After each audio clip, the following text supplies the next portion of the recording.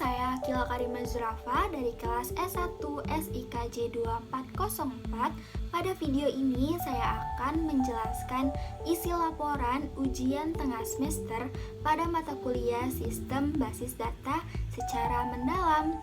Tujuan dari video ini yaitu untuk membantu dalam memahami bagaimana proses perancangan basis data yang dilakukan secara bertahap, logis, dan efisien.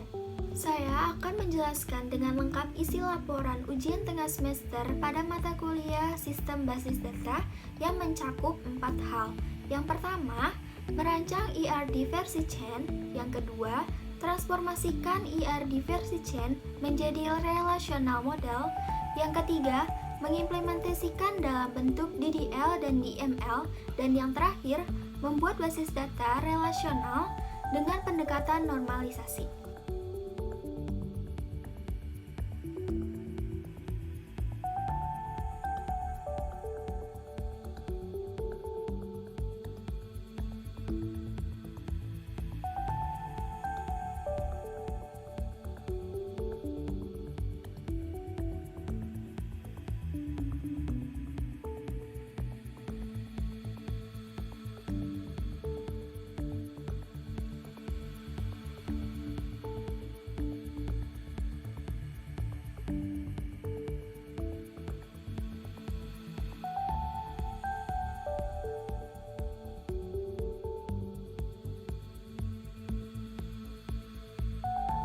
Dalam ERD ini, terdapat 6 entitas utama yang mempresentasikan sistem informasi rumah sakit, yaitu pasien 129, kategori 129, unit 129, layanan 129, transaksi 129, dan yang terakhir, detail transaksi 129. Penambahan angka 129 di nama tabel dan atribut bertujuan mengikuti instruksi dosen, yaitu menyesuaikan 3 digit NIM terakhir saya. Baik, bisa dilihat pada gambar di bawah ini merupakan hasil dari ERD versi Chain yang memuat 6 entitas beserta atribut-atributnya. Untuk entitas yang pertama yaitu pasien 129 yang memiliki atribut ID pasien sebagai primary key dan nama pasien, tanggal lahir, jenis kelamin, alamat, dan nomor telepon.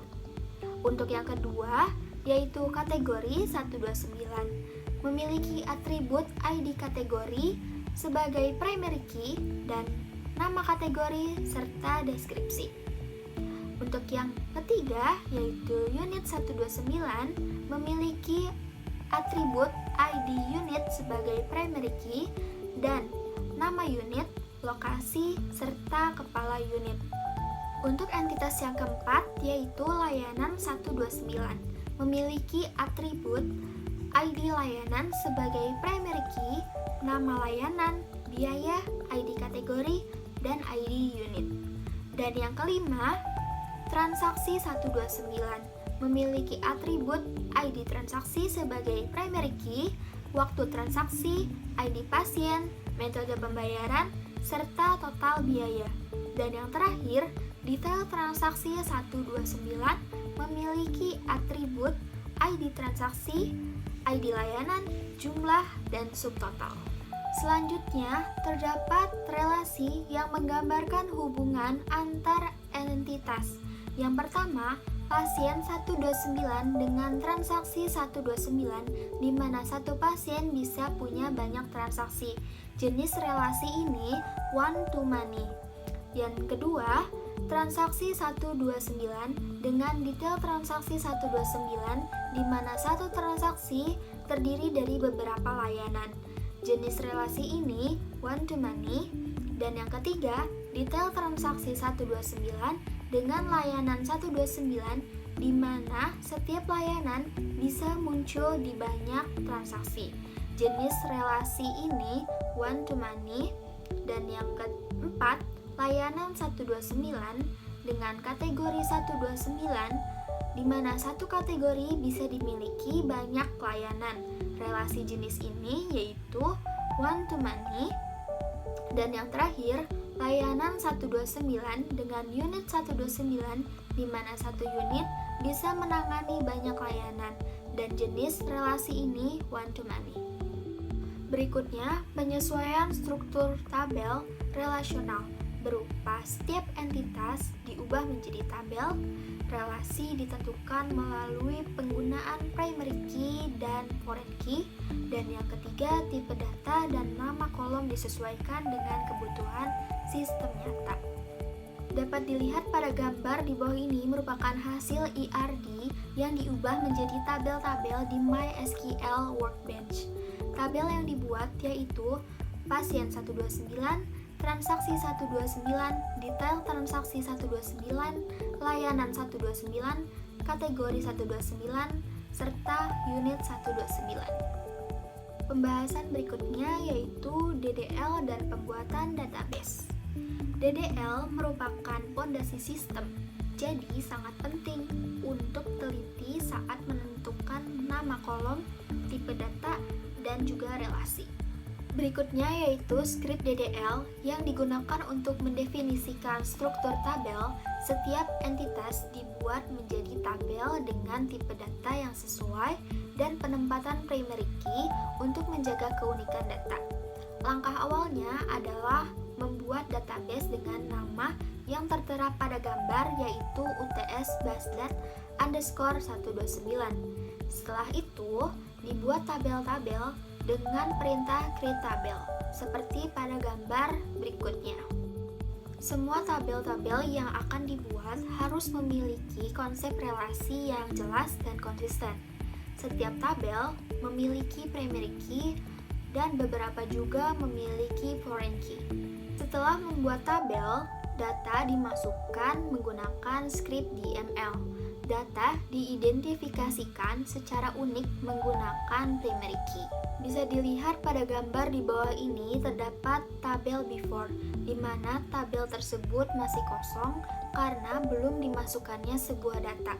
Oleh karena itu, kita perlu memasukkan syntax code script DML untuk memasukkan data pada tabel, dan dapat dilihat hasilnya pada tabel after jika data sudah masuk. Begitu juga dengan tabel kategori 129.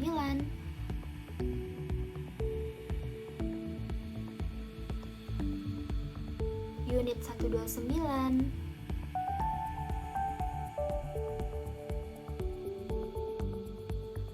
layanan 129,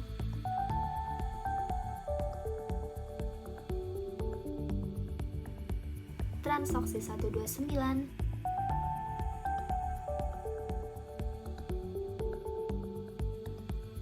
dan yang terakhir, detail transaksi 129.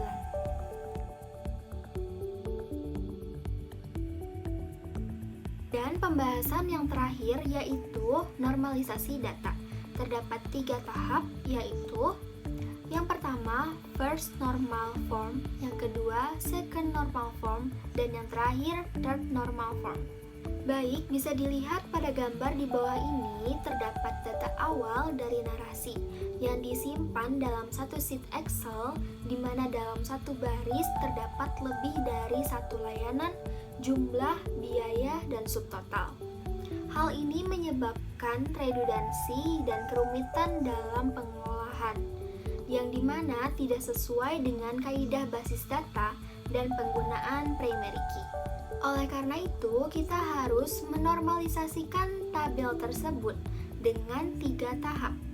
Tahap pertama yaitu first normal form yang berguna untuk menghilangkan multi-value attribute, yaitu atribut yang berisi lebih dari satu nilai, dan data dipecah agar setiap kolom hanya menyimpan satu informasi saja. Selanjutnya, pada tahap yang kedua yaitu second normal form yang berguna untuk menghilangkan partial dependence, yaitu ketika kolom non-kunci tergantung pada sebagian kunci utama.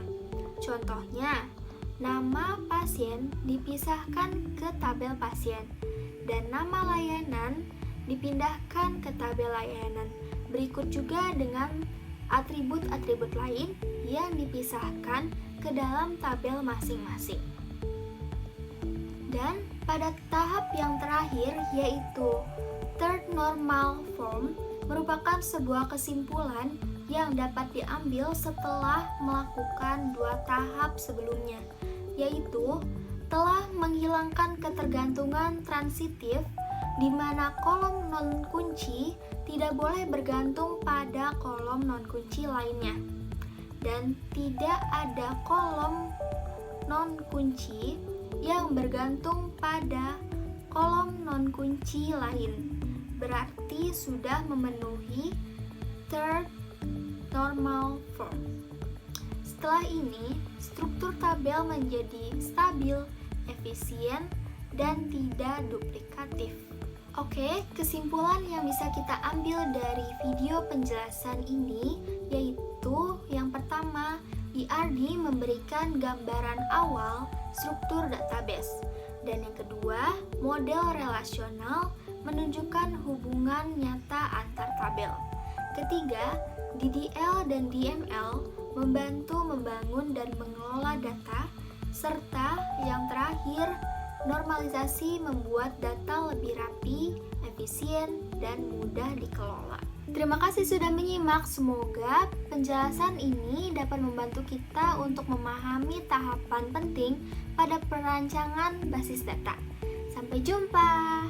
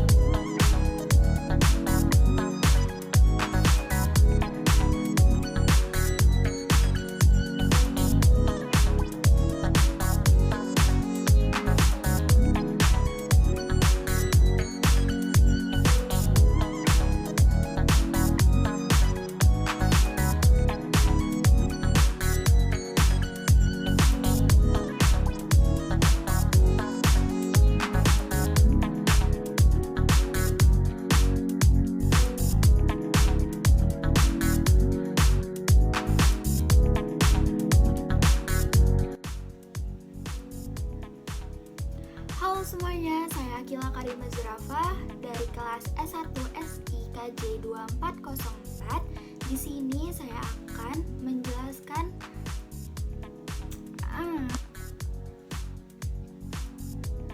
tujuan dari video ini adalah untuk membantu dapat dilihat pada gambar di bawah ini merupakan hasil dari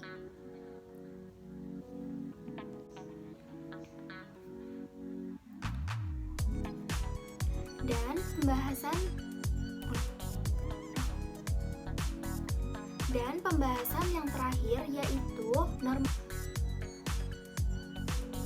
Terima kasih sudah menyimak. Semoga penjelasan ini dapat membantu kita dalam memahami tahapan penting pada perancangan basis data.